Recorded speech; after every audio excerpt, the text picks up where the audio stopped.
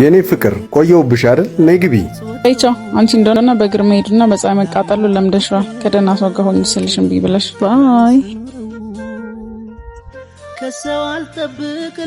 ኡፍ በጣም ሰልችቶኛል። በቀኝ ካንተ ጋር መኖር። እንዴ ምን ነው?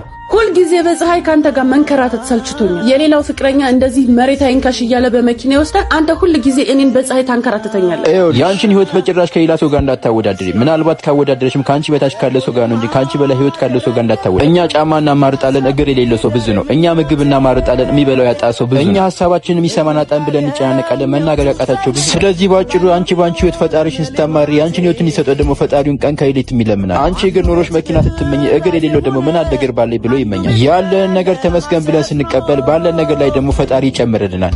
ኡፍ ቶይ በእናትህ እንጀራው አብሮ ነው